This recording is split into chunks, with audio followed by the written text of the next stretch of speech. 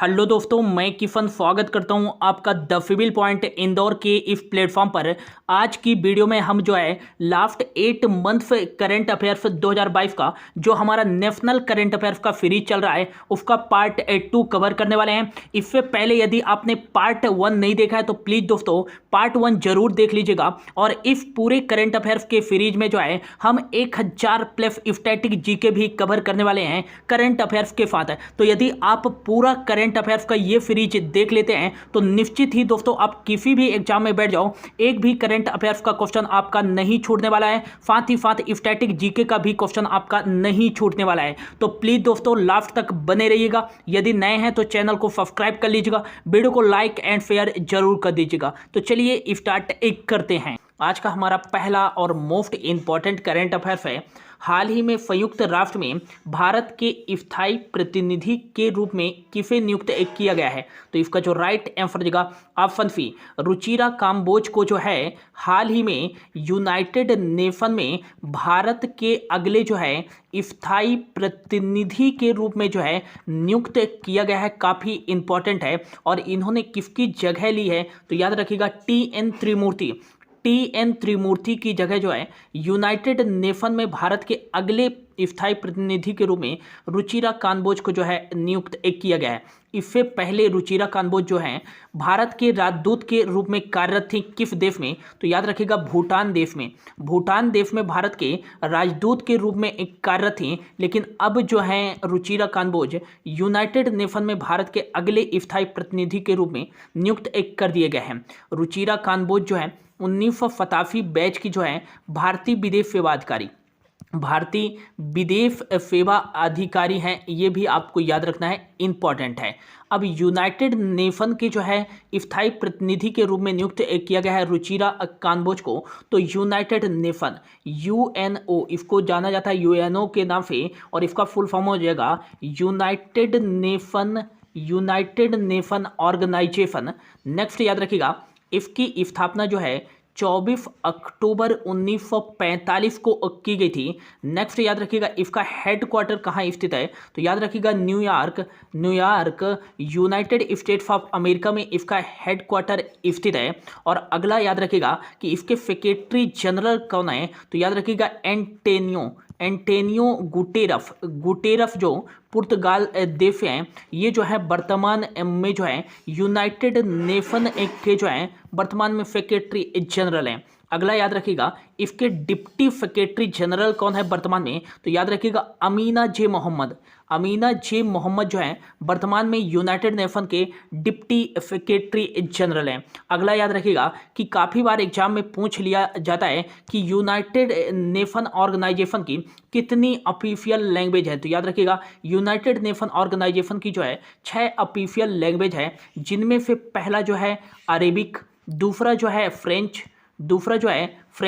तीसरा जो है इंग्लिश, चौथा जो है चाइनीज, पांचवा जो है वो है रशियन, और छठा जो हो जाएगा स्पेनिश।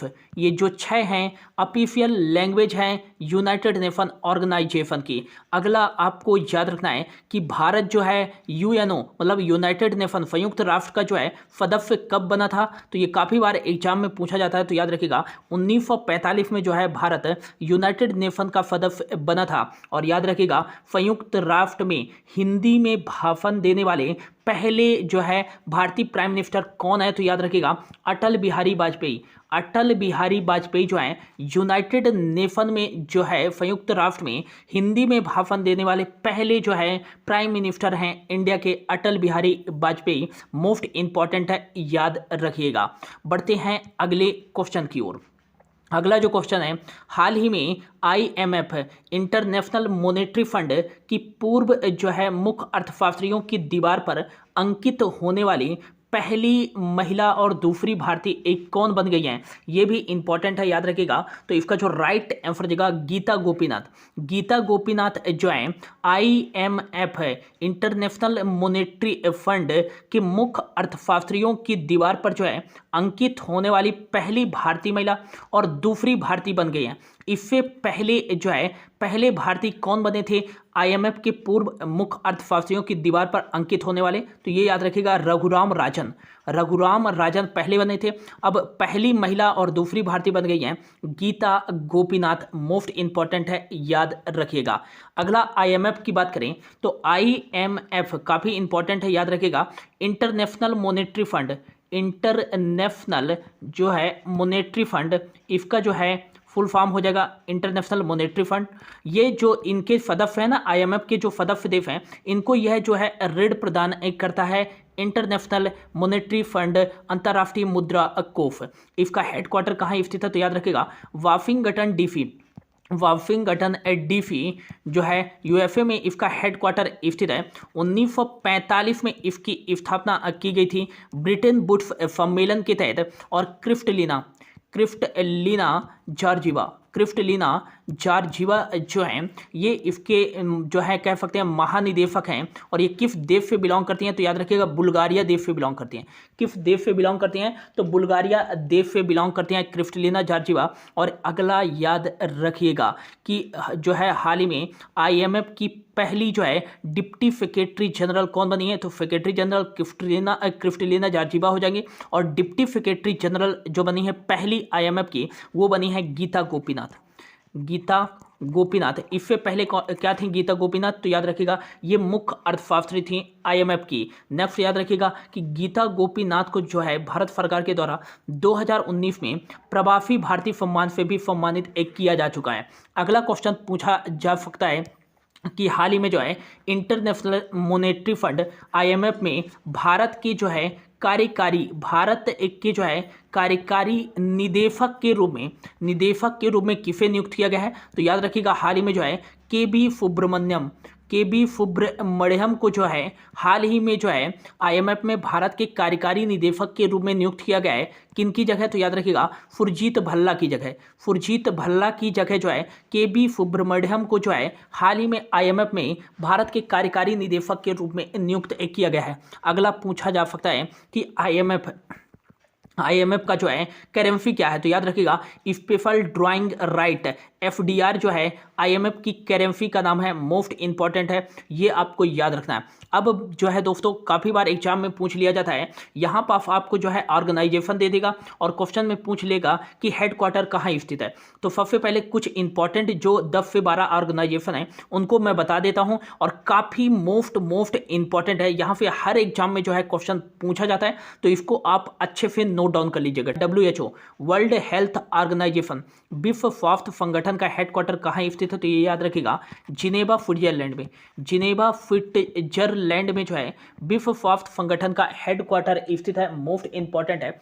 अगला याद रखिएगा वर्ल्ड बैंक विश्व बैंक का जो है हेडक्वार्टर कहाँ स्थित है वर्ल्ड बैंक का, तो ये आपको याद रखना है वाशिंगटन डीसी यूएसए में ही जो है इसका वर्ल्ड बैंक का हेडक्वार्टर स्थित है। अगला आपको क्या याद रखना है, तो अगला आपको याद रखना है WTO वर्ल्ड ट्रेड ऑर्गेनाइजेशन, इसका हेडक्वार्टर कहाँ स्थित है, तो ये याद रखिएगा जिनेवा स्विट्जरलैंड में ही जो है इसका हेडक्वार्टर स्थित है वर्ल्ड ट्रेड ऑर्गेनाइजेशन का। अगला आपको याद रखना है यूनेस्को काफ़ी मोस्ट इंपॉर्टेंट है। यूनेस्को का फुल फॉर्म क्या हो जाएगा, United Nation Education Scientific and Cultural Organization, इसका फुल फॉर्म हो जाएगा। और पेरिस फ्रांस में जो है इसका हेडक्वार्टर स्थित है किसका, यूनेस्को का। तो याद रखिएगा WHO वर्ल्ड हेल्थ ऑर्गेनाइजेशन का जिनेवा स्विट्जरलैंड में हेडक्वार्टर स्थित है। वर्ल्ड बैंक का हेडक्वार्टर वाशिंगटन डीसी में, WTO वर्ल्ड ट्रेड ऑर्गेनाइजेशन का हेडक्वार्टर जो है जिनेवा स्विट्जरलैंड में है। और United Nation Education Scientific and Cultural Organization UNESCO का हेडक्वार्टर जो है पेरिस फ्रांस में स्थित है। अगला जो हो जाएगा WEF वर्ल्ड इकोनॉमिक फोरम का जो है विश्व आर्थिक मंच का जो है हेडक्वार्टर कहाँ स्थित है, तो ये आपको याद रखना है स्विट्जरलैंड में ही जो है वर्ल्ड इकोनॉमिक फोरम का जो है हेडक्वार्टर स्थित है। और अगला मोस्ट इंपॉर्टेंट है, इस पर जो है ट्रिपल स्टार कर लीजिएगा, नाटो जो है हाल ही में काफ़ी चर्चा में रहा, तो इस पर ट्रिपल स्टार कर लीजिएगा कि जो है याद रखिएगा North Atlantic Treaty Organization, NATO का हेडक्वार्टर कहाँ स्थित है, तो याद रखिएगा ब्रुसेल्स बेल्जियम में जो है इसका हेडक्वार्टर स्थित है। और ये जो रशिया यूक्रेन वार हो रहा था इसमें काफ़ी चर्चा में रहा है नाटो, तो इसका हेडक्वार्टर जो है पूछा जा सकता है आपसे क्वेश्चन में, ठीक है ना। अगला याद रखिएगा FCO फंघाई कॉर्पोरेशन ऑर्गेनाइजेशन का हेडक्वार्टर कहाँ स्थित है, तो याद रखिएगा बीजिंग। बीजिंग चीन में जो है इसका हेडक्वार्टर स्थित है, मोस्ट इंपॉर्टेंट है, याद रखिएगा। अगला याद रखिएगा ADB एशियन डेवलपमेंट बैंक का हेडक्वार्टर कहाँ स्थित है, तो याद रखिएगा मनीला फिलीपींस। मनीला फिलीपींस में जो है इसका हेडक्वार्टर स्थित है। अगला आपको याद रखना है NDB नेशनल डेवलपमेंट बैंक का हेडक्वार्टर कहाँ स्थित है, तो याद रखिएगा फंघाई बीजिंग में, फंघाई चीन में जो है इसका हेडक्वार्टर स्थित है, मोस्ट इंपॉर्टेंट है, ये आपको याद रखना है। अगला आपको याद रखना है, अगला जो है इंटरनेशनल कोर्ट ऑफ जस्टिस, याद रखिएगा इसका हेडक्वार्टर कहाँ स्थित है, तो हेग नीदरलैंड में स्थित है, हेग नीदरलैंड में स्थित है, ये भी आपको याद रखना है। और अगला यदि पूछा जाए ILO इंटरनेशनल लेबर ऑर्गेनाइजेशन का हेडक्वार्टर कहाँ स्थित है, तो ये याद रखिएगा जिनेवा स्विट्जरलैंड में स्थित है, जिनेवा स्विट्जरलैंड में स्थित है, ये भी आपको याद रखना है, मोस्ट इंपॉर्टेंट है दोस्तों। ये सारे ऑर्गेनाइजेशन और इनके हेडक्वार्टर याद रखिएगा, अच्छे से नोट डाउन कर लीजिएगा, ठीक है ना। बढ़ते हैं अगले क्वेश्चन की ओर।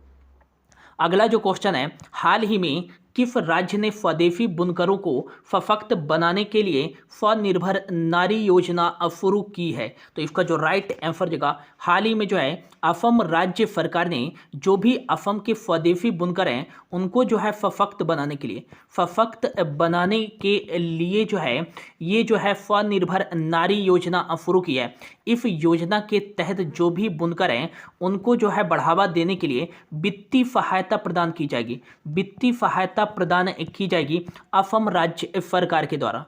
अब असम राज्य ने जो है यह स्वनिर्भर नारी योजना शुरू की है, तो याद रखिएगा असम के मुख्यमंत्री कौन है, तो याद रखिएगा कि असम के मुख्यमंत्री हैं हेमंता बिस्वा शर्मा। हेमंता बिस्वा शर्मा जो हैं यहाँ के मुख्यमंत्री हैं। और यहाँ के गवर्नर कौन हैं, तो याद रखिएगा असम के गवर्नर हैं जगदीश मुखी। जगदीश मुखी जो हैं असम के गवर्नर हैं। अगला याद रखिएगा असम की राजधानी क्या है, तो असम की जो राजधानी है वो क्या है, तो याद रखिएगा असम की राजधानी है दिसपुर। दिसपुर यहाँ की राजधानी है। लेकिन बात करें कि यहाँ की लार्जेस्ट सिटी कौन सी है, तो याद रखिएगा गुवाहाटी। गुवाहाटी जो है असम की लार्जेस्ट सिटी है। और पूर्वोत्तर भारत का प्रवेश द्वार किसे कहा जाता है, तो पूर्वोत्तर भारत का जो है प्रवेश द्वार किसे कहा जाता है, तो याद रखिएगा असम के लार्जेस्ट सिटी गुवाहाटी को ही पूर्वोत्तर भारत का प्रवेश द्वार कहा जाता है। मोस्ट इंपॉर्टेंट है, ये आपको याद रखना है। अगला याद रखिएगा कि असम की जीवन रेखा, असम की जीवन रेखा जो है किस नदी को कहा जाता है, तो याद रखिएगा ब्रह्मपुत्र नदी। ब्रह्मपुत्र नदी को जो है असम की जीवन रेखा कहा जाता है। ब्रह्मपुत्र नदी से एक मोस्ट इंपॉर्टेंट पॉइंट याद रखिएगा कि ब्रह्मपुत्र नदी का जहाँ से उद्गम होता है तिब्बत से, तो तिब्बत में जो है इसे किस नाम से जाना जाता है, तो याद रखिएगा यारलुंग फांगपो। यारलुंग फांगपो के नाम से जो है तिब्बत में ब्रह्मपुत्र नदी को जाना जाता है। और अगला याद रखिएगा कि भारतीय राज्य अरुणाचल प्रदेश में जब प्रवेश करती है तो इसे जो है ब्रह्मपुत्र नदी को किस नाम से जाना जाता है, तो अरुणाचल प्रदेश में जो है ब्रह्मपुत्र नदी को दिहांग के नाम से जाना जाता है। मोस्ट इंपॉर्टेंट है। और अगला याद रखिएगा कि असम में जब ब्रह्मपुत्र नदी प्रवेश करती है तो असम में ब्रह्मपुत्र नदी को किस नाम से जाना जाता है, तो याद रखिएगा इसे ब्रह्मपुत्र नदी के नाम से ही जाना जाता है। और ब्रह्मपुत्र नदी को जो है असम का जीवन रेखा भी एक कहा जाता है। अब जब जो है ये ब्रह्मपुत्र नदी बांग्लादेश में प्रवेश करती है, बांग्लादेश में प्रवेश करती है, तो इसे किस नाम से जाना जाता है, तो जमुना के नाम से जाना जाता है। और ये चारों जो है हर एग्जाम में जो है 1-2 बार पूछे जा चुके हैं, तो याद रखिएगा तिब्बत में ब्रह्मपुत्र नदी को यारलुंग फांगपो कहा जाता है, अरुणाचल प्रदेश में जो है ब्रह्मपुत्र नदी को दिहांग कहा जाता है, असम में ब्रह्मपुत्र कहा जाता है, और बांग्लादेश में जो है इसे जमुना कहा जाता है। और अगला मोस्ट इंपॉर्टेंट याद रखिएगा कि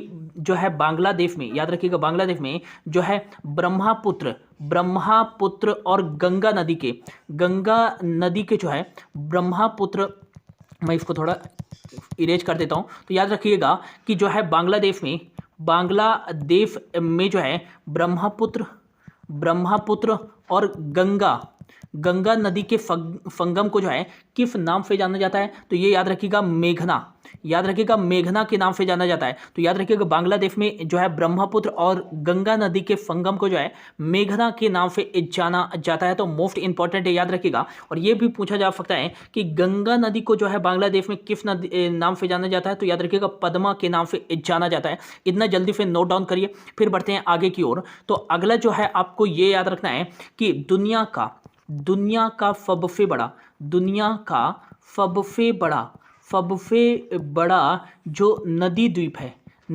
है कहाँ स्थित है? तो याद रखिएगा असम में ही जो है ब्रह्मपुत्र नदी पर जो है दुनिया का सबसे बड़ा जो है नदी द्वीप स्थित है, जिसका नाम है माजुली द्वीप। ये याद रखिएगा, ये दुनिया का सबसे बड़ा नदी द्वीप है, जिसे असम राज्य सरकार के द्वारा 2016 में जो है क्या घोषित कर दिया गया था? तो जिला घोषित कर दिया गया था। ये भी इंपॉर्टेंट है, याद रखिएगा। अबुबाची का मेला कहाँ लगता है? तो अबुबाची का मेला जो है ये लगता है कहाँ? असम में ही, याद रखिएगा। और बिहू नृत्य काफ़ी मोस्ट इंपॉर्टेंट है, काफ़ी बार जो है एग्जाम में पूछा जा चुका है। तो बिहू नृत्य जो है किस राज्य का नृत्य है? तो याद रखिएगा असम राज्य का ही नृत्य है, ये आपको याद रखना है। और अगला आपको याद रखना है गोपीनाथ बारदोलोई इंटरनेशनल एयरपोर्ट कहाँ स्थित है? तो असम में ही स्थित है। और अगला मोस्ट इंपॉर्टेंट याद रखिएगा कि डिब्रू साइखोवा नेशनल पार्क। अगला याद रखिएगा काचीरंगा नेशनल पार्क। अगला याद रखिएगा मानस नेशनल पार्क। अगला याद रखिएगा नामेरी नेशनल पार्क। अगला याद रखिएगा ओरांग नेशनल पार्क। अगला याद रखिएगा देहिंग पटकाई नेशनल पार्क। और अगला जो है लास्ट याद रखना है रायमोना नेशनल पार्क। ये सारे नेशनल पार्क जो हैं Dibru Saikhowa national park, Kaziranga national park, Manas national park, Nameri national park, Orang national park, Dehing Patkai national park, Raimona national park, ये सारे नेशनल पार्क कहाँ स्थित है? तो असम में ही स्थित है, याद रखिएगा। और काचीरंगा नेशनल पार्क तो काफ़ी बार एग्जाम में पूछा जा चुका है, याद रखिएगा कि एक सिंग वाले गेड़े के लिए जो है ये नेशनल पार्क जाना जाता है। और हाल ही में जो है भारत का पहला जो है सैटेलाइट फोन से लेफ्ट, भारत का पहला जो है सैटेलाइट फोन से लेफ्ट जो है पहला नेशनल पार्क कौन सा बना है भारत का? तो याद रखिएगा काचीरंगा नेशनल पार्क ही जो है सैटेलाइट फोन से लेफ्ट भारत का पहला नेशनल पार्क बन गया है। और यदि ऐसा पूछा जाए कि जानवरों के लिए जो है भारत का पहला क्वारंटाइन सेंटर किस नेशनल पार्क में बनाया गया है? तो ये उत्तराखंड के जिम कॉर्बेट नेशनल पार्क में बनाया गया है, ये भी आपको याद रखना है, ठीक है ना। बढ़ते हैं अगले क्वेश्चन की ओर। अगला जो हमारा क्वेश्चन हो जाएगा कि हाल ही में खर्ची पूजा उत्सव का आयोजन किस राज्य में किया गया है? तो इसका जो राइट आंसर देगा हाल ही में जो है खर्ची पूजा उत्सव का आयोजन जो है त्रिपुरा राज्य में किया गया है। इंपॉर्टेंट है, ये आपको याद रखना है। नेक्स्ट आपको याद रखना है कि त्रिपुरा राज्य में जो है खर्ची पूजा उत्सव का आयोजन किया गया है। तो त्रिपुरा की राजधानी क्या है? तो अगरतला। ये एग्जाम में पूछा जा चुका है कि अगरतला जो है किस राज्य की राजधानी है? तो त्रिपुरा की राजधानी है। डॉक्टर मणिकफा जो है हाल ही में जो है यहाँ के मुख्यमंत्री बने। यहाँ के गवर्नर कौन है त्रिपुरा के? तो याद रखिएगा यहाँ के जो गवर्नर हैं, याद रखिएगा सत्यदेव नारायण आर्य। ये याद रखिएगा। जो क्वेश्चन एग्जाम में पूछे जा चुके हैं राज्यों से वो क्वेश्चन मैं आपको करा देता हूं दोस्तों। अगला याद रखना है आपको त्रिपुरा से ही कि भारत का एकमात्र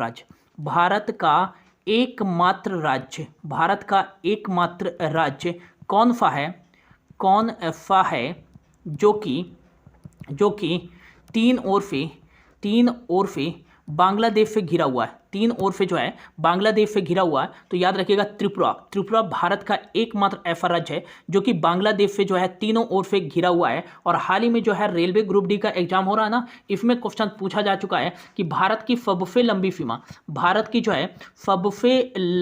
स्थलीय सीमा किस देश के साथ लगती है? तो याद रखिएगा बांग्लादेश के साथ ही लगती है। और यह भी पूछा गया था कि भारत का जो है कितने देशों के साथ बाउंड्री लगती है? तो यहाँ पर जो था राइट आंसर 7 देशों के साथ फांद लगती है। और यदि पूछा जाए कि भारत की जो सबसे लंबी सीमा बांग्लादेश के साथ लगती है कितने किलोमीटर की लगती है, तो याद रखिएगा 4096 किलोमीटर की जो है भारत और बांग्लादेश के बीच सीमा लगती है। मोस्ट इंपॉर्टेंट है, याद रखिएगा। अगला आपको क्या याद रखना है कि उड़ीसा में जो है कौन सा उत्सव बनाया जाता है, तो याद रखिएगा राजा पारबा महोत्सव। राजा पारबा महोत्सव उड़ीसा में ही बनाया जाता है। अगला याद रखिएगा धनु जात्रा महोत्सव ये भी बनाया जाता है, तो याद रखिएगा उड़ीसा में ही बनाया जाता है। नुआखाई महोत्सव ये भी कहाँ बनाया जाता है, तो याद रखिएगा कि ये उड़ीसा में ही बनाया जाता है। अगला याद रखिएगा कोणार्क फेस्टिवल जो है ये कहाँ बनाया जाता है, तो ये याद रखिएगा उड़ीसा में ही बनाया जाता है। अगला बात करें मध्य प्रदेश में याद रखिएगा मांडू महोत्सव कहाँ बनाया जाता है, तो मध्य प्रदेश के धार जिले में बनाया जाता है। अगला याद रखिएगा तानसेन महोत्सव ये कह सकते हैं तानसेन समारोह का आयोजन जो है कहाँ किया जाता है, तानसेन समारोह का आयोजन जो है ये मध्य प्रदेश के ग्वालियर में किया जाता है, याद रखिएगा। और खजुराहो महोत्सव का आयोजन कहाँ किया जाता है, तो याद रखिएगा मोस्ट इंपॉर्टेंट है, खजुराहो महोत्सव का आयोजन जो है ये मध्य प्रदेश के छतरपुर जिले में किया जाता है। और एक याद रखिएगा मिर्च महोत्सव का आयोजन हाल ही में कहाँ किया गया था, तो याद रखिएगा मध्य प्रदेश के खरगोन जिले में जो है हाल ही में मिर्च महोत्सव का आयोजन किया गया था। अगला याद रखिएगा मोस्ट इंपॉर्टेंट है तेलंगाना में कौन से उत्सव बनाए जाते हैं, तो याद रखिएगा बोनालू महोत्सव का हाल ही में आयोजन किस राज्य में किया गया है, तेलंगाना में किया गया है। बाथा कुम्मा महोत्सव कह सकते हैं ये किस राज्य में आयोजित किया जाता है, तो याद रखिएगा तेलंगाना राज्य में ही एक किया जाता है। मोस्ट इंपॉर्टेंट है, ये भी आपको याद रखना है। और यदि पूछा जाए आम महोत्सव का आयोजन जो है कहाँ किया गया है हाल ही में, तो ये उत्तर प्रदेश में किया गया है। इसको भी आपको याद रख लेना है, ठीक ना। और उत्तर प्रदेश से आपको याद रखना है कि हाल ही में जो है अपने सभी जो है 75 जिलों में खेल प्रतियोगिता कराने वाला पहला भारतीय राज्य कौन सा बना है, तो ये उत्तर प्रदेश ही बना है, ये भी आपको याद रखना है, ठीक है ना।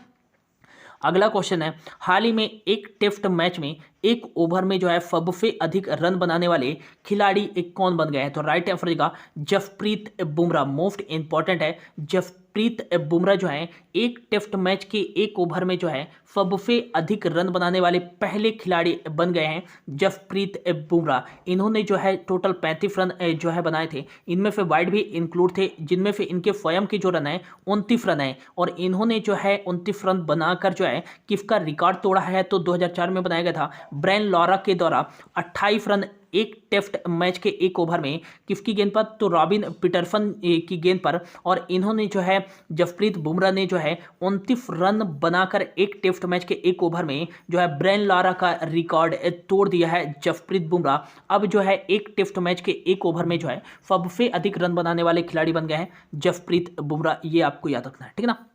अगला क्वेश्चन है हाल ही में कौन सा देश अक्टूबर 2022 में आतंकवाद के विरुद्ध बैठक के लिए जो है यूनाइटेड नेशन सिक्योरिटी काउंसिल सदस्यों की मेजबानी करेगा, तो इसका जो राइट आंसर होगा ऑप्शन सी अपना देश जो भारत है दोस्तों। हाल ही में जो है याद रखिएगा अक्टूबर 2022 में आतंकवाद के विरुद्ध जो है बैठक के लिए UNSC United nation security council सदस्यों की मेजबानी करेगा कौन सा देश, तो याद रखिएगा भारत। अगला याद रखिएगा यूनाइटेड नेशन सिक्योरिटी काउंसिल जो है यूएनएससी का फुल फॉर्म हो जाएगा। अगला आपको याद रखना है न्यूयॉर्क यूएसए में जो है इसका हेडक्वार्टर स्थित है। इसकी स्थापना जो है यूनाइटेड नेशन के साथ ही जो है 24 अक्टूबर 1945 को की गई थी। और यूनाइटेड नेशन के 6 प्रमुख अंगों में से एक अंग जो है यूनाइटेड नेशन सिक्योरिटी एक काउंसिल ही है।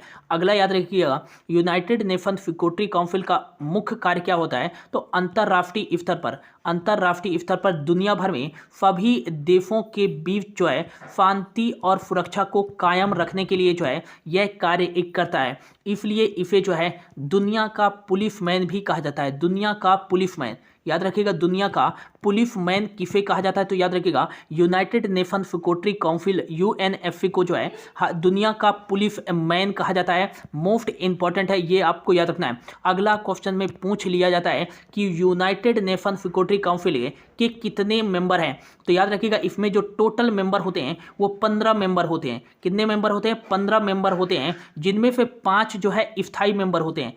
5 जो है यूएनएससी के स्थायी मेंबर हैं। कौन कौन से? तो याद रखिएगा चाइना, दूसरा जो हो जाएगा वो हो जाएगा रशिया, तीसरा जो हो जाएगा वो हो जाएगा फ्रांस, और चौथा जो हो जाएगा यूनाइटेड स्टेट्स ऑफ अमेरिका, और पांचवा जो हो जाएगा यूके, यूनाइटेड किंगडम। क्वेश्चन में यदि पूछा जाए क्या Bharat United nation security council का स्थायी मेंबर है कि नहीं है? तो याद रखिएगा भारत जो है यूनाइटेड नेशन सिक्योरिटी काउंसिल का स्थायी मेंबर नहीं है, लेकिन अस्थायी मेंबर है।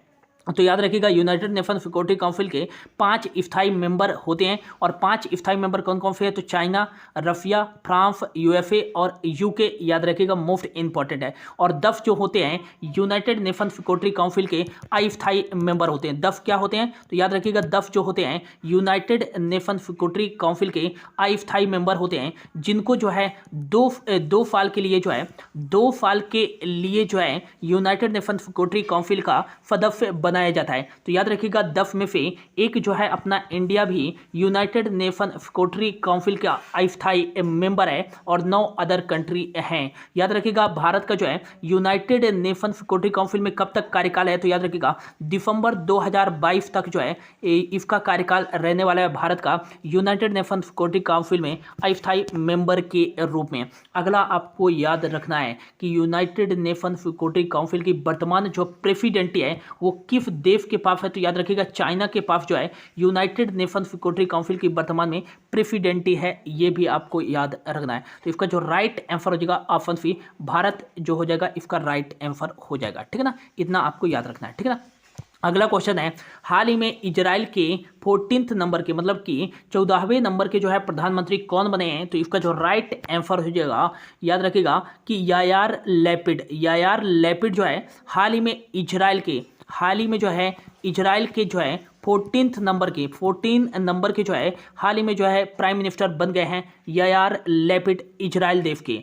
अगला आपको याद रखना है इजराइल काफ़ी इंपॉर्टेंट कंट्री हो जाता है, क्योंकि हाल ही में जो है इंडिया में ये काफ़ी चर्चा में रहा है इजराइल। तो यहाँ पे जो है आपको जो है इजराइल से राजधानी पूछा जा सकता है। राजधानी क्या है इसकी? तो याद रखिएगा जेरूसलम है।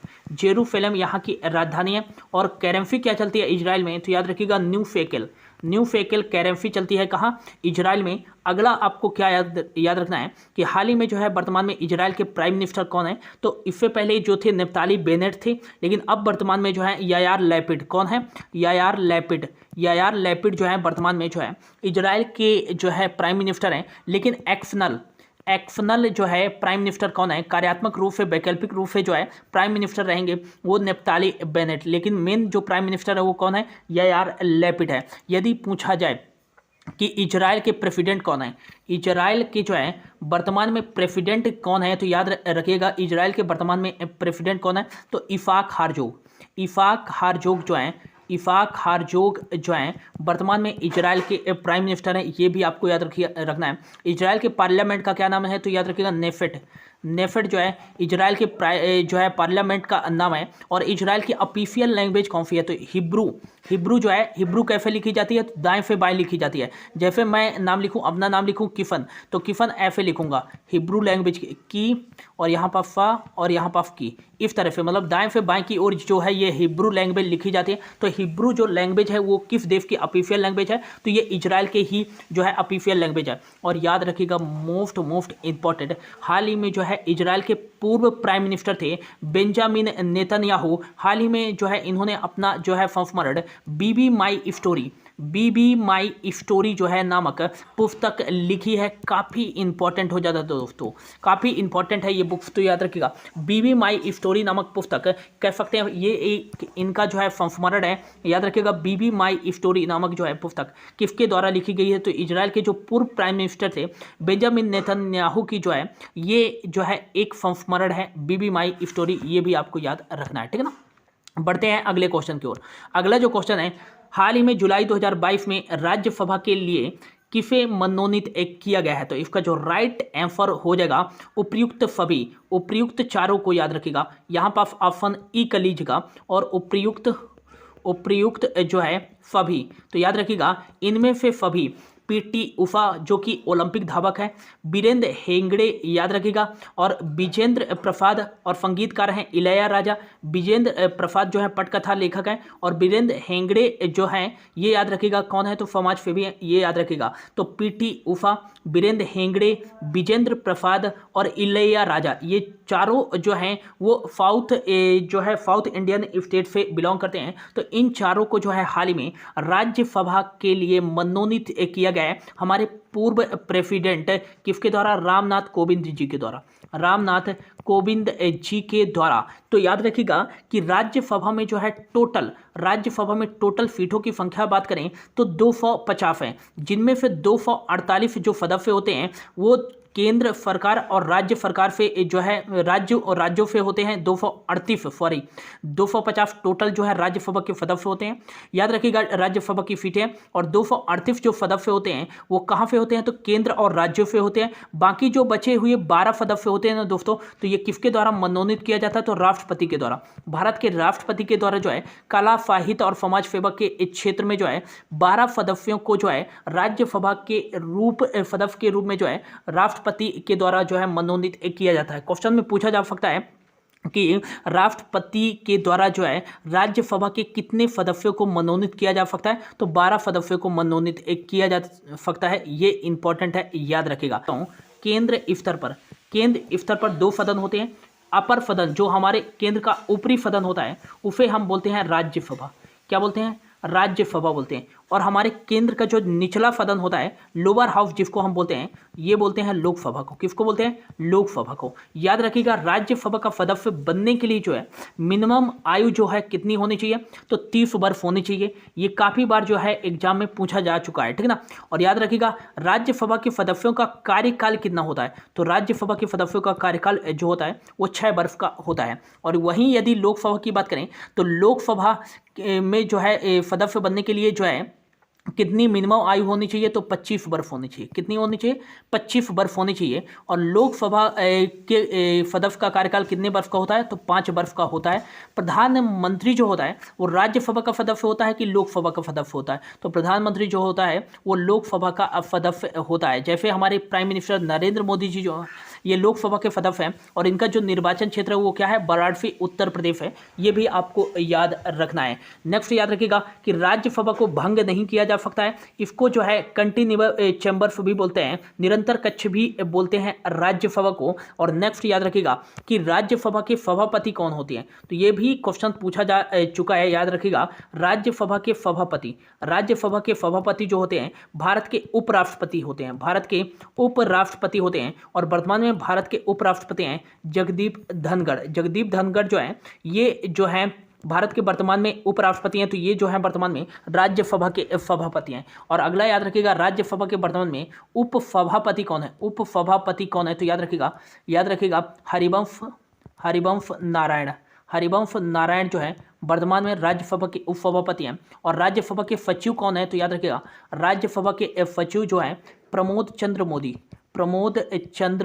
जो है वर्तमान में जो है राज्यसभा के सचिव हैं। और अगला याद रखिएगा कि सदन के नेता कौन है? तो राज्यसभा में सदन के नेता जो है पीयूष गोयल हैं। कौन है? पीयूष गोयल है वर्तमान में। और काफ़ी मोस्ट इंपॉर्टेंट क्वेश्चन पूछा जाता है कि राज्यसभा की पहली बैठक कब की गई थी? तो याद रखिएगा राज्यसभा की पहली बैठक याद रखिएगा 13 मई 1952 को जो है राज्यसभा की पहली बैठक की गई थी। अगला याद रखिएगा राज्यसभा के सीटों के आवंटन के बारे में किस सूची में कहा गया है? तो चौथी जो है अनुसूची में कहा गया है। चौथी अनुसूची में जो है राज्यसभा के सीटों के आवंटन के बारे में जो है बात की गई है। ये भी आपको याद रखना है। तो इतना जो है इंपॉर्टेंट पॉइंट आपको याद रखना है, ठीक है ना। अगला क्वेश्चन है हाल ही में FATF financial action task force के अध्यक्ष के रूप में किसे नियुक्त किया गया है? तो इसका जो राइट आंसर देगा option C T Raja Kumar T Raja Kumar को जो है हाल ही में FATF financial action task force के अध्यक्ष के रूप में जो है नियुक्त किया गया है। मोस्ट इंपॉर्टेंट है, याद रखिएगा। FATF का फुल फॉर्म क्या होता है? तो फाइनेंशियल एक्शन टास्क फोर्स होता है। ये क्या कार्य करती है? तो दुनिया भर में आतंकवाद से निपटने के लिए और मनी लॉन्ड्रिंग से जो है निपटने के लिए जो है यह जो है आतंकवादी विरोधी संस्था है FATF। याद रखिएगा 1989 में इसकी स्थापना की गई थी। और अगला याद रखिएगा पेरिस फ्रांस में जो है इसका हेडक्वार्टर स्थित है FATF का। और हाल ही में इसके अध्यक्ष कौन बन गए हैं? तो टी राजा कुमार बन गए हैं। ये भी आपको याद रखना है। अगला आपको याद रखना है केतनजी जैक्सन जो है अमेरिकी सुप्रीम कोर्ट की जो है पहली जो है अफवेत जज बन गई है। ये भी आपको याद रखना है। अगला याद रखना है मोहम्मद जलूद को हाल ही में जो है इंटरनेशनल वेट लिफ्टिंग फेडरेशन का जो है ये महानिदेशक नियुक्त किए गए हैं मोहम्मद जलूद, और ये पहले एशियाई बन गए हैं। ये भी आपको याद रखना है। अगला आपको याद रखना है मार्कोस जूनियर जो है फिलीपींस के जो है राष्ट्रपति के रूप में नियुक्त किए गए हैं। मोस्ट इंपॉर्टेंट है, मार्कोस जूनियर को किस देश का राष्ट्रपति नियुक्त किया गया है? तो फिलीपींस के राष्ट्रपति के रूप में जो है मार्कोस जूनियर को नियुक्त किया गया है। और याद रखिएगा फिलीपींस की सेना और USA की सेना के बीच जो है फिलीपींस में ही बाल किंतन युद्धाभ्यास का आयोजन किया गया है। ये भी आपको याद रखना है, ठीक है ना। बढ़ते हैं अगले क्वेश्चन की ओर। अगला क्वेश्चन है हाल ही में किस राज्य के मुख्यमंत्री ने काफी यात्रा योजना शुरू की है? तो इसका जो राइट आंसर होगा हाल ही में जो है कर्नाटक राज्य के मुख्यमंत्री ने जो है कर्नाटक राज्य के 30,000 तीर्थ यात्रियों को जो है प्रत्येक को जो है उत्तर प्रदेश के काफी जो है मंदिर का तीर्थ करने के लिए जो है 5,000 रुपये प्रत्येक तीर्थ यात्री को जो है वित्तीय सहायता प्रदान की जाएगी इस काफी यात्रा योजना के तहत। तो याद रखिएगा काफी यात्रा योजना किसके द्वारा शुरू किया गया है? तो ये कर्नाटक राज्य सरकार के द्वारा शुरू किया गया है। 30,000 जो है तीर्थ यात्रियों को जो है वित्तीय सहायता प्रदान करने के लिए कर्नाटक राज्य सरकार के द्वारा शुरू किया गया है। तो कर्नाटक की राजधानी क्या है? तो कर्नाटक की राजधानी जो है वो है बेंगलोर जो है यहाँ की राजधानी है, याद रखिएगा। और बेंगलोर को जो है स्पेस सिटी के नाम से भी जाना जाता है, इसे इलेक्ट्रॉनिक शहर भी कहा जाता है, इलेक्ट्रॉनिक सिटी भी कहा जाता है बेंगलुरु को। और याद रखिएगा कर्नाटक को जो है मलय का प्रदेश भी एक कहा जाता है। ये भी आपको याद रखना है। अगला आपको याद रखना है कि कर्नाटक के मुख्यमंत्री कौन है? तो कर्नाटक की तो राजधानी हो जाएगी बेंगलोर। और याद रखिएगा बसवराज बोमई जो है वर्तमान में यहाँ के मुख्यमंत्री हैं। यहाँ के गवर्नर कौन है? तो याद रखिएगा थावर चंद्र गहलोत जो है वर्तमान में यहाँ के गवर्नर हैं। याद रखिएगा मोस्ट इंपॉर्टेंट है। और अगला आपको याद रखना है कि कर्नाटक से अगला और आपको याद रखना है कि Anshi national Bandipur national park, Bannerghatta national park और नागरहोल नेशनल पार्क कहाँ स्थित है? तो याद रखिएगा कर्नाटक राज्य में ही स्थित है। यक्षगान जो नृत्य है वो किस राज्य का नृत्य है? तो कर्नाटक राज्य का ही नृत्य है। ये भी आपको याद रखना है। और याद रखिएगा नेशनल एजुकेशन पॉलिसी जो है लागू करने वाला पहला भारतीय राज्य कौन सा है? तो कर्नाटक है। और यदि ऐसा पूछा जाए कि प्राथमिक स्तर पर जो है नेशनल एजुकेशन पॉलिसी लागू करने वाला पहला भारतीय राज्य कौन सा है? तो ये उत्तराखंड है। ये भी आपको याद रखना है, ठीक ना। अगला क्वेश्चन है हाल ही में जो है किसके द्वारा जो है सुरक्षा मंथन 2022 का आयोजन किया गया है? तो ये जो सुरक्षा मंथन है दोस्तों, ये सुरक्षा मंथन एक अभ्यास है। सुरक्षा मंथन अभ्यास लिख सकते हैं आप। सुरक्षा मंथन अभ्यास 2022 का जो है आयोजन किसके द्वारा किया गया है? तो याद रखिएगा सुरक्षा मंथन अभ्यास 2022 का आयोजन जो है ये भारतीय सेना के द्वारा किया गया है। किसके द्वारा किया गया है? भारतीय सेना के द्वारा किया गया है। लेकिन कहाँ किया गया है? तो इसका जो राइट आंसर होगा जयपुर राजस्थान में जो है हाल ही में भारतीय सेना के द्वारा जो है सुरक्षा मंथन 2022 अभ्यास का आयोजन किया गया है। कहाँ? जयपुर राजस्थान में। और क्यों किया गया है? इसका जो मुख्य उद्देश्य है तटीय और सीमावर्ती इलाकों की निगरानी रखने के लिए जो है यह युद्ध कह सकते हैं अभ्यास का आयोजन किया गया है, भारतीय सेना के द्वारा किया गया है। तो याद रखिएगा वर्तमान में जो है भारत के आर्मी चीफ कौन है? तो वर्तमान में जो है, याद रखिएगा, मैं इसको थोड़ा इरेज कर देता हूँ। तो याद रखिएगा, भारत के जो है वर्तमान में आर्मी चीफ कौन है? भारत के वर्तमान में आर्मी चीफ कह सकते हैं थल सेना प्रमुख कौन है? तो याद रखिएगा, ये 29वें नंबर के हैं। किस नंबर के? 29वें नंबर के कौन है? जनरल मनोज पांडे। तो याद रखिएगा, जनरल मनोज पांडे जो है भारत के वर्तमान में थल सेना प्रमुख है 29वें नंबर के। और अगला याद रखिएगा, भारत के वर्तमान में नौसेना प्रमुख नेवी चीफ कौन है? नेवी चीफ कौन है? तो ये 25वें नंबर के हैं। याद रखिएगा, आर हरि कुमार। ये काफ़ी इंपॉर्टेंट है, क्वेश्चन पूछा जाता है दोस्तों, ये याद रखिएगा। तो भारत के वर्तमान में नौसेना प्रमुख कौन है? तो ये 25वें नंबर के आर हरि कुमार। और यदि पूछा जाए कि भारत के वर्तमान में जो है वायुसेना प्रमुख, याद रखिएगा कि एयरफोर्स चीफ कौन है? एयरफोर्स चीफ कौन है भारत के वर्तमान में? तो याद रखिएगा, ये 27वें नंबर के हैं। याद रखिएगा, विवेक राम चौधरी, BR चौधरी जो है भारत के वर्तमान में जो है एयरफोर्स वायुसेना प्रमुख है। और यदि पूछा जाए कि भारत के तीनों सेनाओं का कमांडर इन चीफ किसको कहा जाता है? तो याद रखिएगा, यह कौन होता है? तो याद रखिएगा, राष्ट्रपति। जो भारत का प्रथम नागरिक होता है, राष्ट्रपति जो होता है भारत के तीनों सेनाओं का जो है कमांडर इन जो है चीफ होता है कौन? राष्ट्रपति। ये भी आपको याद रखना है, ठीक है ना।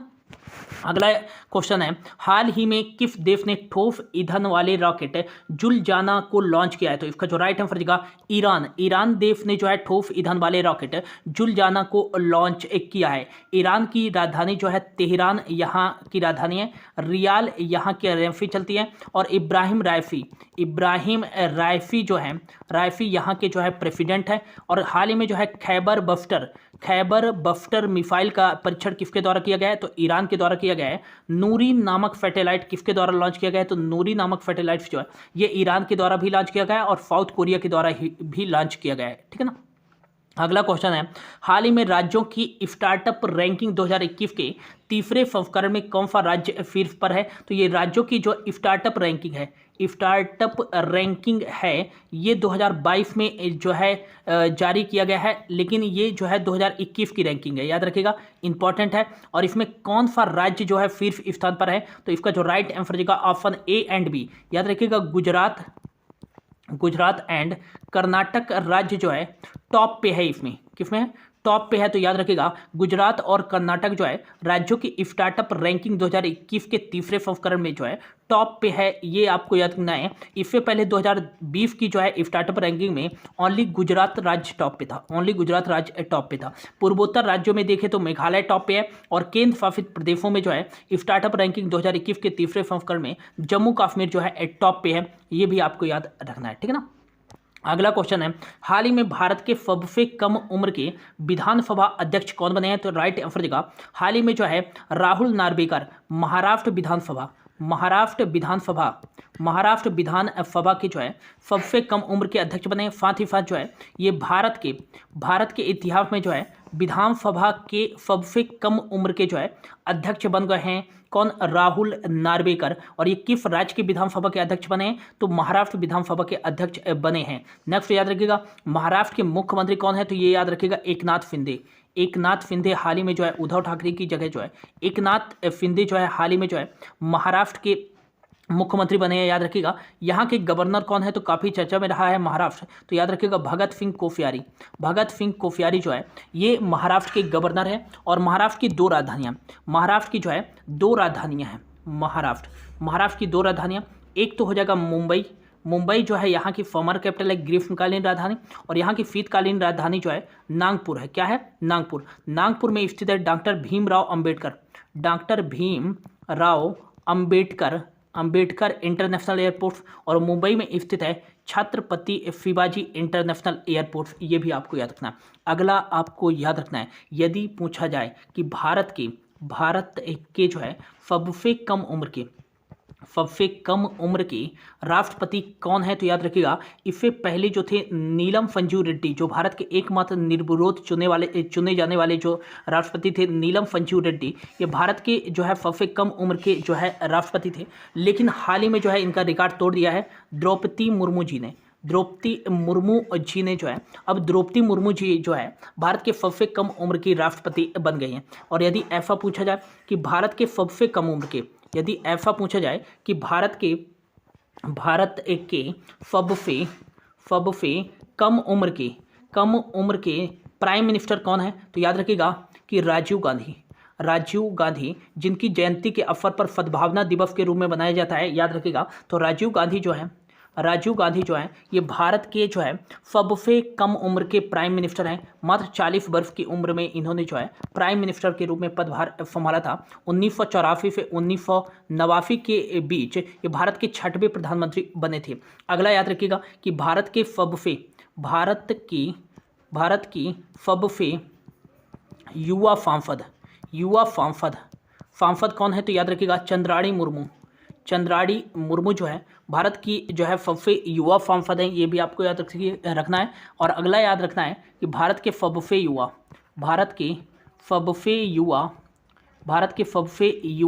याद रखिएगा राज्यसभा सदस्य ये कौन है? राघव चड्ढा आम आदमी पार्टी से बिलोंग करते हैं, याद रखिएगा राघव चड्ढा। और याद रखिएगा भारत के सबसे कम उम्र के याद रखिएगा मुख्यमंत्री कौन है? तो ये अरुणाचल प्रदेश के मुख्यमंत्री हैं। अरुणाचल प्रदेश के मुख्यमंत्री कौन? पेमा खांडू याद रखिएगा। ये भारत के वर्तमान में सबसे कम उम्र के जो है मुख्यमंत्री है कौन? पेमा खांडू। ये भी आपको याद रखना है, ठीक है ना। अगला जो क्वेश्चन है, हाल ही में किसे जो है यूके की सांसद द्वारा आयुर्वेद रत्न पुरस्कार 2022 से जो है सम्मानित किया जाएगा या किया गया है? याद रखिएगा यहाँ पर जाएगा की जगह याद रखिएगा किया गया है, याद रखिएगा। तो इसका जो राइट आंसर देगा तनुजा नेफारी को जो है हाल ही में यूके की सांसद द्वारा आयुर्वेद रत्न पुरस्कार 2022 से सम्मानित किया गया है। आयुर्वेद के विकास में जो है विशेष योगदान के लिए जो है Tanuja Nesari all Indian institute of Ayurveda की जो है महानिदेशक है कौन? तनुजा नेफारी। और तनुजा नेफारी को जो है यूनाइटेड किंगडम की सांसद के द्वारा जो है आयुर्वेद रत्न पुरस्कार 2022 से सम्मानित किया गया है। याद रखिएगा all Indian institute of Ayurveda की स्थापना याद रखिएगा 2015 में की गई थी। और इसका हेडक्वार्टर कहाँ स्थित है? तो नई दिल्ली में जो है इसका हेडक्वार्टर स्थित है। और इसके जो है अध्यक्ष कौन है? तो तनुजा नेफारी हैं। ये भी आपको याद रखना है, ठीक है ना। अगला क्वेश्चन है, हाल ही में जो है किस देश के क्रिकेट बोर्ड ने अपने पुरुष और महिला क्रिकेटरों को समान वेतन देने की घोषणा की है? तो इसका जो राइट आंसर होगा न्यूजीलैंड के क्रिकेट बोर्ड ने जो है अपने पुरुष जो क्रिकेटर हैं और महिला क्रिकेटरों को याद रखिएगा सामान्य वेतन, मतलब एक सामान्य जो है वेतन देने की जो है घोषणा की है किसने? तो याद रखिएगा न्यूजीलैंड क्रिकेट बोर्ड ने। अब ये जो है नियम 1 अगस्त 2022 से लागू भी कर दिया गया है न्यूजीलैंड क्रिकेट बोर्ड के द्वारा। न्यूजीलैंड की बात करें तो वेलिंगटन जो है यहाँ की राजधानी है। डॉलर यहाँ करेंसी चलती है, ये भी आपको याद रखना है, ठीक है ना। अगला क्वेश्चन है, हाल ही में यूनाइटेड किंगडम में भारत के अगले उच्चायुक्त के रूप में किसे नियुक्त किया गया है? तो इसका जो मोस्ट इंपॉर्टेंट जो है ये क्वेश्चन है दोस्तों, याद रखिएगा इसका राइट आंसर होगा विक्रम दोराईस्वामी। इससे पहले जो थे बांग्लादेश में भारत के जो थे राजदूत थे, याद रखिएगा। लेकिन अब जो है विक्रम दोराईस्वामी को जो है यूनाइटेड किंगडम में जो है भारत के अगले उच्चायुक्त के रूप में नियुक्त कर दिया गया है। मोस्ट इंपॉर्टेंट है, ये आपको याद रखना है, ठीक ना। हाल ही में प्रणय कुमार एक को जो है याद रखिएगा, हाल ही में प्रणय कुमार को बांग्लादेश में भारत के जो है राजदूत के रूप में नियुक्त किया गया है। प्रदीप रावत को जो है चीन में भारत के राजदूत के रूप में नियुक्त किया गया है। और यूएसए में जो है तरनजीत सिंह जो है भारत के राजदूत के रूप में नियुक्त किया गया है, ये आपको याद रखना है, ठीक है ना। अगला क्वेश्चन है, हाल ही में अक्टूबर 2022 में लिबर्टी मेडल 2022 से किसको सम्मानित किया जाएगा? तो इसका जो राइट आंसर देगा व्लादिमीर जेलेंस्की। याद रखिएगा जेलेंस्की को जो है जो यूक्रेन के वर्तमान में राष्ट्रपति हैं, इनके साहस के लिए जो रशिया और यूक्रेन वार हुआ था, तो इनके साहस के लिए जो है लिबर्टी मेडल 2022 से सम्मानित किया जाएगा व्लादिमीर जेलेंस्की को, जो कि यूक्रेन के राष्ट्रपति हैं। और किस जो है देश के द्वारा यह प्रदान किया जाता है लिबर्टी मेडल? तो याद रखिएगा अमेरिका देश के द्वारा जो है यह प्रदान किया जाता है, ये भी आपको याद रखना। कीव यहाँ की राजधानी है यूक्रेन की, ये भी आपको याद रखना है, ठीक है ना।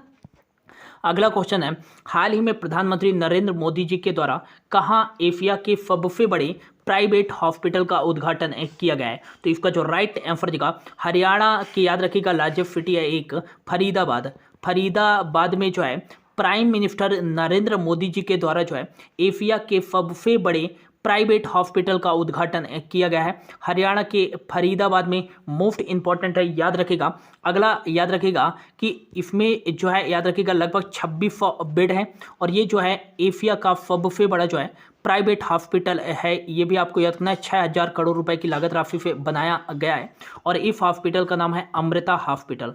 अमृता हॉस्पिटल जो है ये एशिया का सबसे बड़ा हॉस्पिटल है जिसका उद्घाटन प्राइम मिनिस्टर नरेंद्र मोदी जी के द्वारा फरीदाबाद हरियाणा में किया गया है। हरियाणा के जो मुख्यमंत्री हैं वो कौन है, तो याद रखिएगा मनोहर लाल खट्टर।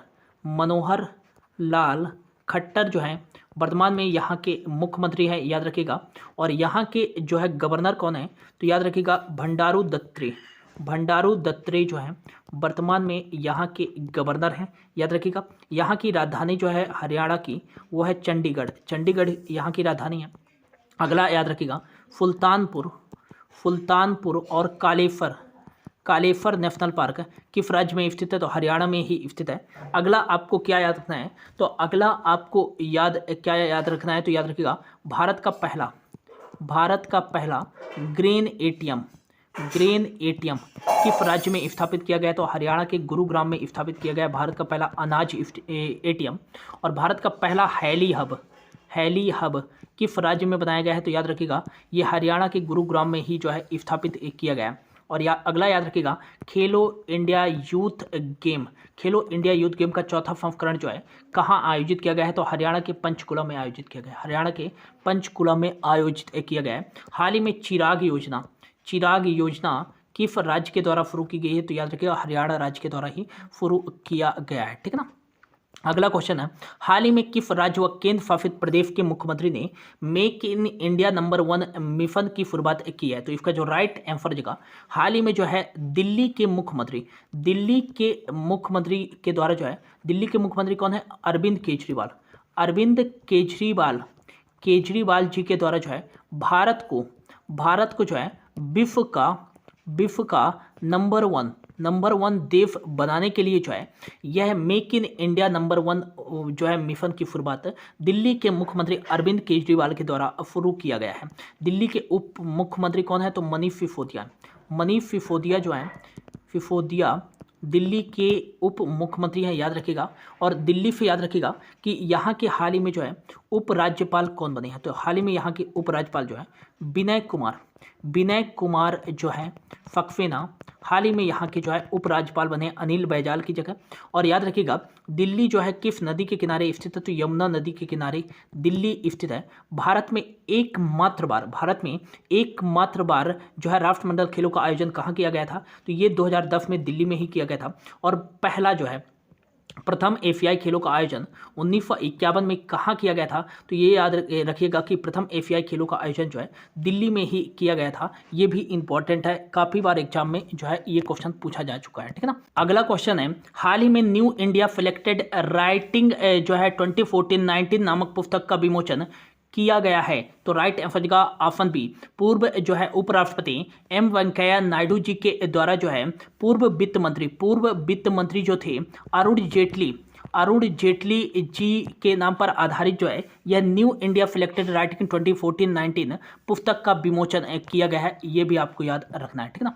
अगला क्वेश्चन है, हाल ही में किस देश ने दुनिया में सबसे कम प्रजनन दर का अपना रिकॉर्ड तोड़ा है, तो इसका जो राइट आंसर होगा साउथ कोरिया। दक्षिण कोरिया ने जो है दुनिया में सबसे कम प्रजनन दर का अपना रिकॉर्ड तोड़ दिया है। दक्षिण कोरिया की जो राजधानी है वो है सियोल।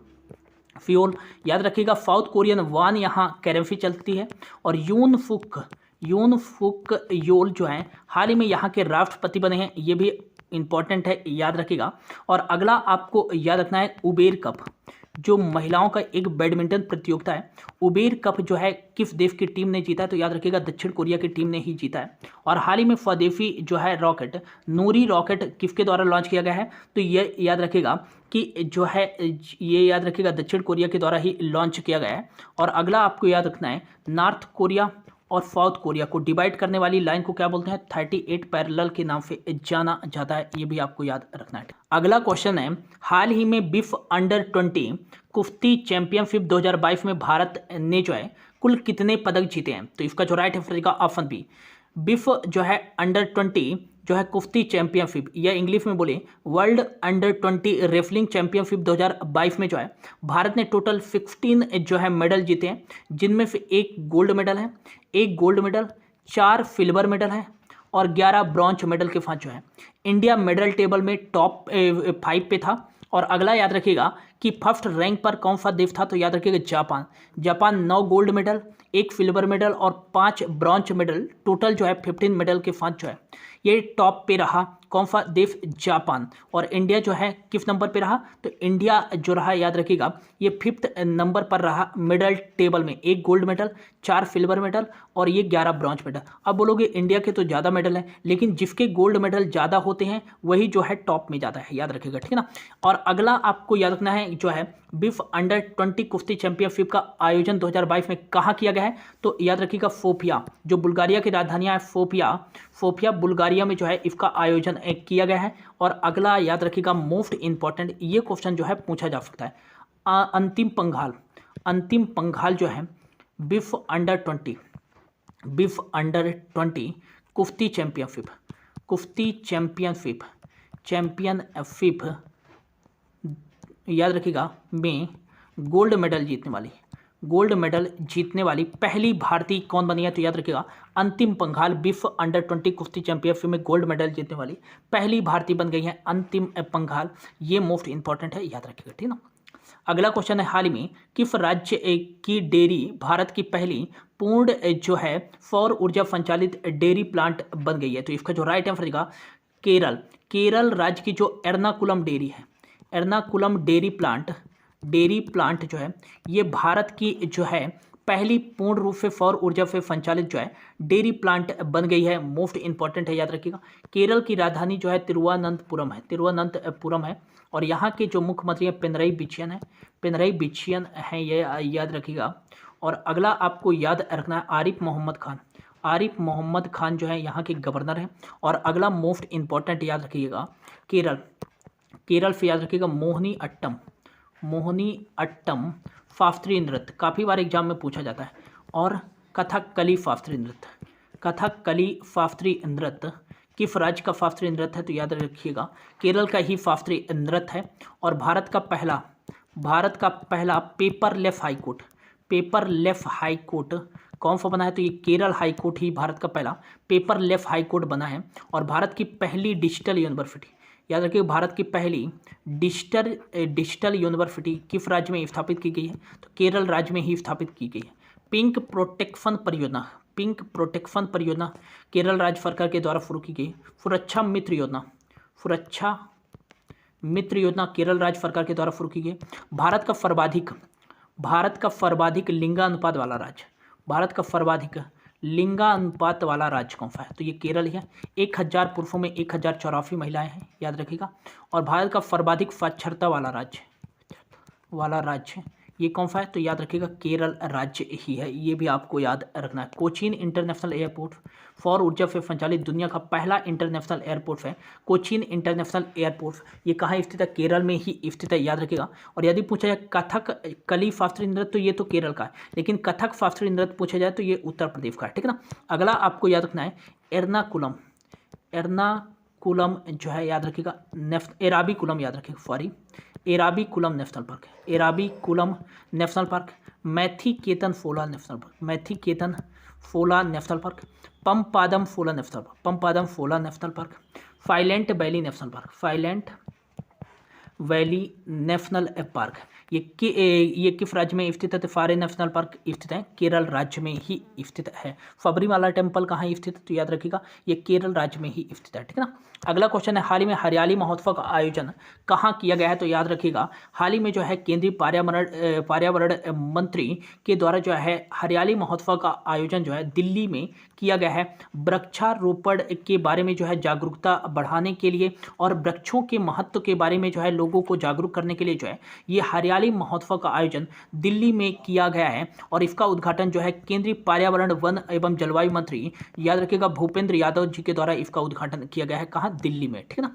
अगला क्वेश्चन है, हाल ही में केंद्रीय मत्स्य पालन मंत्री के द्वारा जो है भारत के पहले पशु स्वास्थ्य शिखर सम्मेलन 2022 का उद्घाटन कहाँ किया गया है? तो याद रखिएगा, दिल्ली में जो है केंद्रीय मत्स्य पालन मंत्री पुरुषोत्तम रूपाला जी के द्वारा जो है भारत के पहले पशु स्वास्थ्य शिखर सम्मेलन 2022 का उद्घाटन दिल्ली में किया गया है। ठीक है ना। अगला क्वेश्चन है, हाल ही में किस देश के पूर्व प्रधानमंत्री शिंजो आबे की हत्या कर दी गई है? तो राइट आंसर देगा, हाल ही में जो है जापान के पूर्व प्राइम मिनिस्टर शिंजो आबे की जो है गोली मारकर हत्या कर दी गई है। और मोस्ट इंपॉर्टेंट, इस क्वेश्चन पे ट्रिपल स्टार कर लीजिएगा और याद रखिएगा शिंजो आबे जी को जो है भारत सरकार के द्वारा 2022 जनवरी में ही जो है याद रखिएगा पद्म विभूषण पुरस्कार, याद रखिएगा, कब सम्मानित किया गया था? 2022 में, याद रखिएगा, जो कि भारत का दूसरा सर्वोच्च नागरिक सम्मान है। तो पद्म विभूषण पुरस्कार से भी जो है जापान के पूर्व प्राइम मिनिस्टर शिंजो आबे को सम्मानित किया गया था और इन्हें जो है नेताजी सुभाष चंद्र बोस अवार्ड से भी सम्मानित किया जा चुका है भारत सरकार के द्वारा। याद रखिएगा कि ये जापान के जो थे सबसे लंबे समय तक कार्य करने वाले प्राइम मिनिस्टर थे। ये पहली बार जापान के प्राइम मिनिस्टर बने थे 2006 से 2007 के बीच और दूसरी बार जो है 2012 से 2020 तक जापान के प्राइम मिनिस्टर के रूप में इन्होंने कार्य किया, ये याद रखिएगा। और 2014 में जो है भारत के गणतंत्र दिवस समारोह में मुख्य अतिथि कौन थे? तो ये जापान के प्राइम मिनिस्टर थे। कौन? याद रखिएगा, शिंजो आबे। याद रखिएगा, जापान जो है इंपॉर्टेंट कंट्री हो जाता है हमारे लिए। जापान की राजधानी जो है टोक्यो यहाँ की राजधानी है।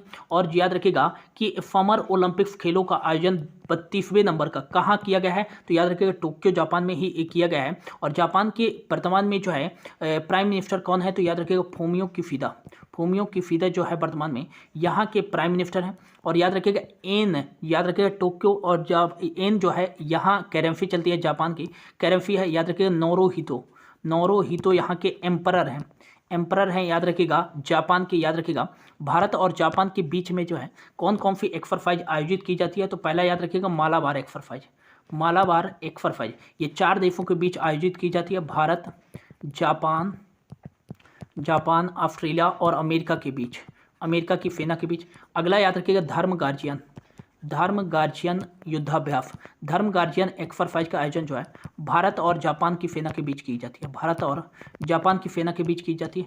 एक जीमैक्स जो है जापान इंडिया मैरीटाइम जो है एक्सरसाइज, ये भारत और जापान के बीच आयोजित किया जाता है। एक MPX exercise, maritime partnership exercise जो है भारत और जापान की सेना के बीच आयोजित किया जाता है। ये भी आपको याद रखना है, इंपॉर्टेंट है।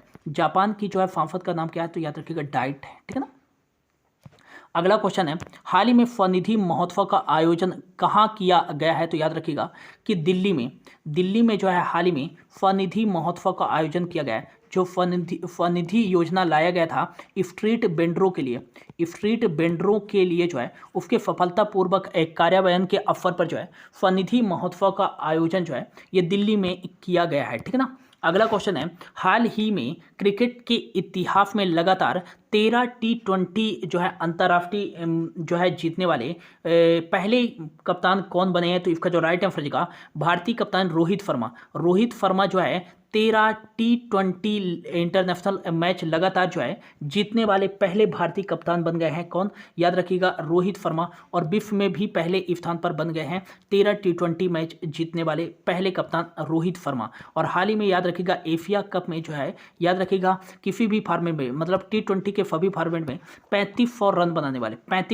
बनाने वाले पहले क्रिकेटर कौन बने हैं? तो ये रोहित शर्मा ही बन गए हैं। ये भी आपको याद रखना है। ठीक है ना। अगला क्वेश्चन है, हाल ही में एक विशेष अनुसंधान और विकास नीति स्थापित करने वाला पहला भारतीय राज्य कौन सा बना है? तो याद रखिएगा हाल ही में जो है एक विशेष रिसर्च एंड डेवलपमेंट जो है पॉलिसी स्थापित करने वाला पहला जो भारतीय राज्य बन गया है ये कर्नाटक राज्य बन गया है। ये भी आपको याद रखना है। ठीक है ना। अगला क्वेश्चन है, हाल ही में निर्माण श्रमिकों को कुशल बनाने के लिए मिशन कुशल कर्मी कार्यक्रम किसके द्वारा शुरू किया गया है? तो राइट आंसर का दिल्ली सरकार के द्वारा जो है निर्माण श्रमिकों को कुशल बनाने के लिए मिशन कुशल कर्मी कार्यक्रम की शुरुआत की गई है। अगला क्वेश्चन है, हाल ही में जो है 36वें राष्ट्रीय खेलों का आयोजन 27 सितंबर से किस राज्य में आयोजित किया जाएगा? तो राइट आंसर का 36वें राष्ट्रीय खेलों का आयोजन जो है ये गुजरात राज्य में जो है आयोजित किया जाएगा। काफ़ी जो है लंबे समय के अंतराल में जो है इसका आयोजन किया जा रहा है। तो मोस्ट इंपॉर्टेंट हो जाता है, याद रखिएगा कि 36वें राष्ट्रीय खेलों का आयोजन 27 सितंबर से किस राज्य में आयोजित किया जाएगा? तो गुजरात राज्य में आयोजित किया जाएगा। गुजरात से याद रखिएगा, गुजरात की राजधानी जो है ये है गांधीनगर। गांधीनगर यहाँ की राजधानी है। और याद रखिएगा यहाँ के मुख्यमंत्री कौन है? तो भूपेंद्र पटेल। भूपेंद्र पटेल यहाँ के मुख्यमंत्री हैं। यहाँ के गवर्नर कौन है? तो आचार्य देवव्रत। आचार्य देवव्रत यहाँ के गवर्नर हैं। भारत का सबसे लंबा समुद्री तटी वाला राज्य, समुद्री तटी वाला राज्य कौन सा है? तो ये गुजरात ही है। याद रखिएगा Girvan national park, Girvan national park, black buck national park, black buck national park, और याद रखिएगा वंफदा नेशनल पार्क, और भारत का पहला मरीन नेशनल पार्क, समुद्री नेशनल पार्क कहाँ स्थित है? तो ये कच्छ में स्थित है। और कहाँ? गुजरात में ही स्थित है। याद रखिएगा, इतना जल्दी से नोट डाउन करिए। और अगला याद रखिएगा कि बालिका पंचायत शुरू करने वाला पहला भारतीय राज्य, शुरू करने वाला, हाल ही में जो है गुजरात काफ़ी चर्चा में रहा। तो याद रखिएगा बालिका पंचायत शुरू करने वाला पहला भारतीय राज्य कौन सा है? तो ये गुजरात ही है। याद रखिएगा भारत का पहला bullet train station, bullet train station 2024 तक कहाँ स्थापित किया जाएगा? तो गुजरात के सूरत में ही स्थापित किया जाएगा। और हाल ही में जो है गुजरात के धौलावीरा को जो है यूनेस्को की 40वीं जो है भारतीय स्थल के रूप में शामिल किया गया है यूनेस्को की सूची में। और 39वां जो भारतीय स्थल है यूनेस्को में शामिल हुआ है ये रामप्पा मंदिर है तेलंगाना का। ठीक है ना, ये भी आपको याद रखना है। ठीक है ना। और अगला क्वेश्चन है, हाल ही में 13 एक्सप्रेस वे बनाने वाला पहला भारतीय राज्य कौन सा बन गया है? तो राइट आंसर देगा उत्तर प्रदेश। उत्तर प्रदेश राज्य जो है 13 एक्सप्रेस वे बनाने वाला पहला भारतीय राज्य बन गया है उत्तर प्रदेश। उत्तर प्रदेश से याद रखिएगा कि हाल ही में जो है अपने 75 जिलों में, सभी जिलों में जो है खेल प्रतियोगिता कराने वाला राज्य कौन सा है? तो याद रखिएगा उत्तर प्रदेश है। योगी आदित्यनाथ जो है यहाँ के मुख्यमंत्री हैं। आनंदीबेन पटेल हैं यहाँ के राज्यपाल। कथक शास्त्रीय नृत्य जो है ये किस राज्य का शास्त्रीय नृत्य है? तो कथक शास्त्रीय नृत्य उत्तर प्रदेश का ही शास्त्रीय नृत्य है। अगला याद रखिएगा दुधवा नेशनल पार्क ये कहाँ स्थित है? तो उत्तर प्रदेश में ही स्थित है। पीलीभीत टाइगर रिजर्व ये कहाँ स्थित है? उत्तर प्रदेश में ही स्थित है। ये भी आपको याद रखना है। ठीक है ना। अगला क्वेश्चन है, हाल ही में मलाला दिवस कब मनाया गया है? तो याद रखिएगा 12 जुलाई को हाल ही में जो है मलाला दिवस मनाया गया है। अगला क्वेश्चन है, हाल ही में विश्व जनसंख्या दिवस कब मनाया गया है? तो याद रखिएगा मोस्ट इंपॉर्टेंट है, ये विश्व जनसंख्या दिवस जो है 11 जुलाई को मनाया गया है। विश्व जनसंख्या दिवस कब मनाया गया है? तो 11 जुलाई को विश्व जनसंख्या दिवस मनाया गया है। अगला क्वेश्चन है, हाल ही में प्राथमिक स्तर पर नई शिक्षा नीति लागू करने वाला पहला भारतीय राज्य कौन सा बन गया है? तो राइट आंसर का उत्तराखंड जो है प्राथमिक स्तर पर नई शिक्षा नीति लागू करने वाला पहला भारतीय राज्य बन गया है। उत्तराखंड की राजधानी जो है देहरादून और यहाँ की ग्रीष्मकालीन राजधानी गैरसैंण है। पुष्कर सिंह धामी यहाँ के मुख्यमंत्री हैं। और अगला याद रखिए जनरल गुरमीत सिंह जो है यहाँ के वर्तमान में राज्यपाल है। ठीक है ना। अगला क्वेश्चन है, हाल ही में एक दिवसीय अंतर्राष्ट्रीय क्रिकेट में सबसे तेज 150 विकेट लेने वाले पहले भारतीय जो है गेंदबाज कौन बने हैं? तो याद रखिएगा कि हाल ही में जो है मोहम्मद फमी जो है अंतर्राष्ट्रीय क्रिकेट में सबसे तेज 150 विकेट लेने वाले पहले जो है भारतीय गेंदबाज बन गए हैं मोहम्मद फमी। इंपॉर्टेंट है, ये आपको याद रखना है। ठीक है ना। अगला क्वेश्चन है, हाल ही में भूटान में भारत के अगले राजदूत के रूप में किसे नियुक्त किया गया है? तो याद रखिएगा कि सुधाकर दलीला हाल ही में जो है सुधाकर दलीला को जो है रुचिरा काम्बोज की जगह जो है भूटान में भारत के अगले राजदूत के रूप में नियुक्त किया गया है। याद रखिएगा, हाल ही में जो है जो भूटान के इससे पहले राजदूत थी ये थी रुचिरा काम्बोज। रुचिरा काम्बोज को यूनाइटेड नेशन में जो है भारत के स्थायी प्रतिनिधि के रूप में नियुक्त कर दिया गया है। प्रलय कुमार को जो बांग्लादेश में भारत के जो है राजदूत के रूप में नियुक्त किया गया है, और विक्रम दोराईस्वामी को यूनाइटेड किंगडम में जो है भारत के उच्चायुक्त के रूप में नियुक्त किया गया है। भूटान की राजधानी जो है थिम्पू है, याद रखिएगा। निगुलत्रम यहाँ करेंसी चलती है, ये भी आपको याद रखना है, ठीक है ना। अगला क्वेश्चन है, हाल ही में भारत के किस शहर को 2022 के लिए शंघाई कॉरपोरेशन ऑर्गेनाइजेशन एफईओ की पहली सांस्कृतिक और पर्यटन राजधानी नामित किया गया है? तो राइट आंसर का वाराणसी, जो उत्तर प्रदेश का है। वाराणसी को जो है भारत के जो है 2022 के लिए शंघाई कॉरपोरेशन ऑर्गेनाइजेशन एफईओ की पहली सांस्कृतिक और पर्यटन राजधानी के रूप में नामित किया गया है, ठीक है ना। अगला क्वेश्चन है, हाल ही में भारत की पहली आर्टिफिशियल इंटेलिजेंस संचालित डिजिटल लोक अदालत की शुरुआत जो है किस राज्य ने की है? तो राइट आंसर देगा कि जो है जो भी मुद्दे हैं, याद रखिएगा, जो भी केस हैं उनकी जल्द से जल्द जो है उनका निपटान करने के लिए, वो निपटारा करने के लिए जो है राजस्थान में जो है भारत की पहली आर्टिफिशियल इंटेलिजेंस संचालित डिजिटल लोक अदालत की शुरुआत की गई है। ये आपको याद रखना है। राजस्थान की राजधानी जयपुर है। जयपुर को पिंक सिटी के नाम से जाना जाता है। यहाँ के मुख्यमंत्री अशोक गहलोत हैं। अशोक गहलोत यहाँ के मुख्यमंत्री हैं। यहाँ के गवर्नर कौन है? तो कलराज मिश्र जो है यहाँ के गवर्नर है। केवला देव जो है गाना नेशनल पार्क कहाँ स्थित है? तो याद रखिएगा ये राजस्थान में स्थित है। पुष्कर झील कहाँ स्थित है? याद रखिएगा राजस्थान में। और हाल ही में जो है अंतर्राष्ट्रीय पुष्कर मेले का आयोजन जो है कहाँ किया गया है? तो ये राजस्थान में किया गया है। याद रखिएगा थार महोत्सव का आयोजन जो है राजस्थान में ही किया गया है, ठीक है ना। अगला क्वेश्चन है, हाल ही में किसे बीसीसीआई के लोकपाल और नैतिकता अधिकारी के रूप में नियुक्त किया गया है? तो राइट आंसर देगा विनीत सरन को हाल ही में जो है BCCI board of control for cricket in India के जो है याद रखिएगा लोकपाल और नैतिकता अधिकारी के रूप में नियुक्त किया गया है। बीसीसीआई का हेडक्वार्टर जो है वानखेड़े स्टेडियम मुंबई महाराष्ट्र में स्थित है। सौरभ गांगुली जो है इसके अध्यक्ष हैं और सचिव इसके जयफा हैं। ये भी आपको याद रखना है, ठीक है ना। अगला क्वेश्चन है, हाल ही में एफसीओ 2022 की बैठक किस देश में आयोजित की गई है? तो याद रखिएगा समरकंद, उज्बेकिस्तान के समरकंद में जो है शंघाई कॉरपोरेशन ऑर्गेनाइजेशन 2022 की बैठक का आयोजन किया गया है। मोस्ट इंपॉर्टेंट है, ये याद रखिएगा। क्वेश्चन कैसे पूछा जाएगा कि एफसीओ 2022 की बैठक की मेजबानी किस देश ने की है? तो उज्बेकिस्तान ने की है। ये भी आपको याद रखना है, ठीक है। अगला क्वेश्चन है, हाल ही में खादी और ग्रामोद्योग आयोग KVIC के अध्यक्ष के रूप में किसे नियुक्त किया गया है? तो राइट आंसर का हाल ही में जो है मनोज कुमार को हाल ही में जो है खादी और ग्रामोद्योग आयोग के अध्यक्ष के रूप में नियुक्त किया गया है। ये आपको याद रखना है, ठीक है ना। अगला क्वेश्चन है, हाल ही में 2028 में ग्रीष्मकालीन ओलंपिक खेलों का आयोजन किस शहर में किया जाएगा? तो इसका जो राइट आंसर हो जाएगा 2028 में ग्रीष्मकालीन ओलंपिक खेलों का आयोजन जो है लॉस एंजलिस USA में किया जाएगा। इससे पहले जो है 32वें जो है समर ओलंपिक्स खेलों का आयोजन जो है कहाँ किया गया है? तो याद रखिएगा कि 2020 में इसका आयोजन 2020 के नाम से 2021 में टोक्यो जापान में किया गया है। 33वें नंबर का ग्रीष्मकालीन ओलंपिक खेलों का आयोजन पेरिस फ्रांस में किया जाएगा। कब किया जाएगा? 2024 में। और 34वें पे जो है ग्रीष्मकालीन ओलंपिक खेलों का आयोजन 2028 लॉस एंजलिस USA में किया जाएगा। और 35वें जो है ग्रीष्मकालीन ओलंपिक खेलों का आयोजन 2032 में जो है ब्रिस्बेन ऑस्ट्रेलिया में आयोजित किया जाएगा, ठीक है ना।